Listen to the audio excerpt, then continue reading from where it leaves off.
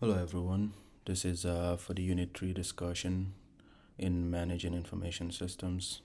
I'll be talking about security and an example of a security breach that happened for a particular company, specifically in this situation, Twitter, back in early 2022.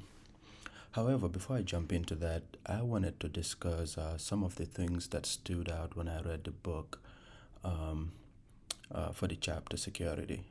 And it was really about role based access. And I find this interesting because from experience, I've seen how people have been given access to a system, to an application through roles.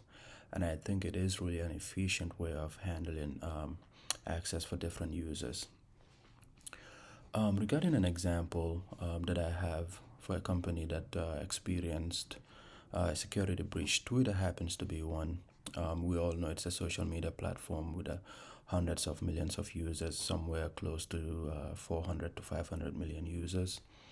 Um, and through one of their APIs back in early 2022, um, hackers were able to use the API with one of their fields. As we all know, APIs, microservices use have different fields in them, and one can pass any data and receive something back from the database server or from the actual server.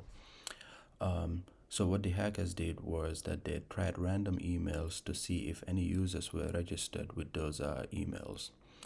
And luckily for them, as in the hackers, they were able to retrieve hundreds of millions of user data. Um, Now, how did it get there? It is possible that Twitter's security for the APIs were not really good, um, but I think in this case here it's actually the design of the API that led to this issue. For a company like Twitter, knowing how important social media is uh, in our era, um, it is important that for an API or any other API, users should not be able to pass some data that will retrieve other user information. I think the design should be such that you can only retrieve what you know. And this is easier said than done because when you limit APIs, you limit what other people can access.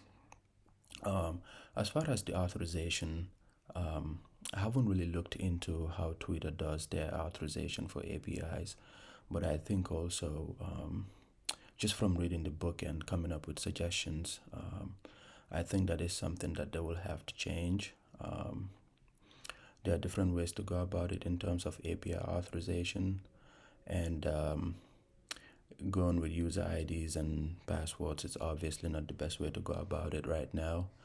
And so that is something that they will have to look into um, to ensure that something like this doesn't happen again. Um, as far as what Twitter has done for this issue, they really did not respond to any news outlets that reached out to them. This is something that is still out there, and we'll be following up to see if there are any updates. Thank you.